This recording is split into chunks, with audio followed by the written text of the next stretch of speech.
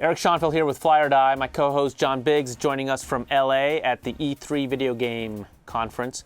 So today we're going to talk about the Sony Vita and the Nintendo Wii U, two new gaming consoles that were the talk of E3, right? Exactly. Let's start with the Vita. What is that? Sure. So the Vita is basically it's about the size of an iPhone. It's a very, very powerful portable gaming console. It's an improvement over the PSP. You have two flavors. You have a Wi-Fi flavor and a 3G flavor. The Wi-Fi costs about $250. The 3G will run on AT&T, and that hasn't been priced yet.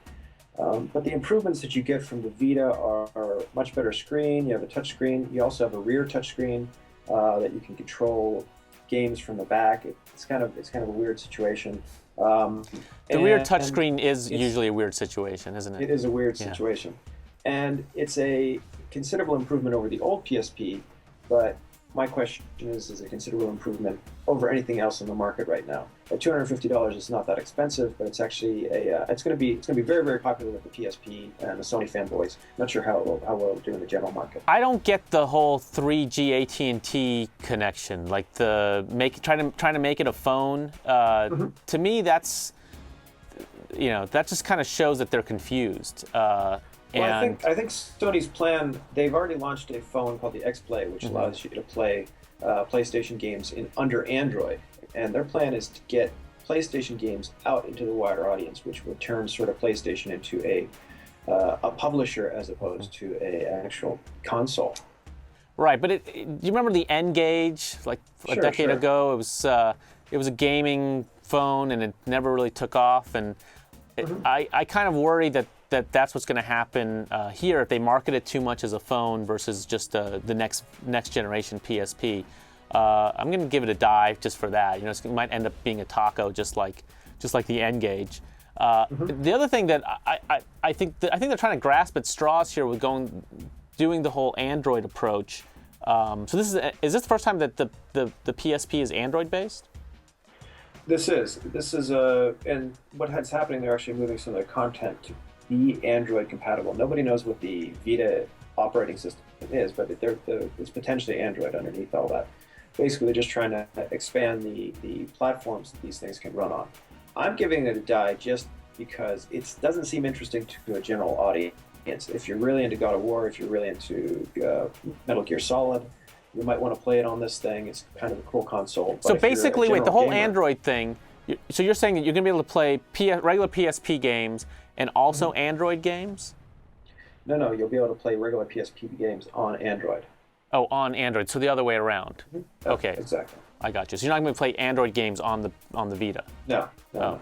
Yeah, forget it. I'm going to give it a dive. Two dice. I think that the Wii U is a lot more interesting and seems to me to be more of a step function improvement over the last generation. Why don't you tell us about that a little bit? So the Wii U is a whole new console. It's an HD console at 1080p, which you're going to be able to play video games in much better graphics. You have all your favorites there. You have all your Marios. You have all your Zeldas.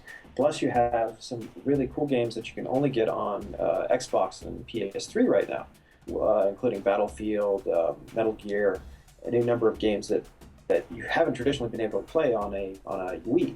Then you have the Wii U controller, which is actually a 6-inch touchscreen. And that allows you to do multiple things, including turn off the TV or change the channel on the TV, and then you can actually play the game that you were just playing on the Wii U on the controller. So if your dad wants to watch the game, you can actually keep playing Mario or whatever on your controller. It's considerably smaller on the screen, but it's pretty cool. Then you also have sort of a God mode, for example, that allows the holder of the main Wii U controller to control other characters on the playing field. So the two characters are running around, they're trying to run away from you, and you're sort of like the dungeon master, or you're in a spaceship shooting them, that sort of thing. So this opens up whole new vistas of gameplay. So if I'm playing with the Wii U controller and you're playing with the regular controller, I probably would have an advantage over you, right? Sure. Okay, well then just for that, I'll give it a fly. I mean, anytime a gaming system sort of gives players an advantage over people who use the former or the last generation, you get a lot of upgrade adoption. So I'm going to give it a fly just for that. And I'm giving it a fly just because it's much cooler than the Wii. I was always disappointed with the Wii's graphics. This is considerably better. I'm really impressed.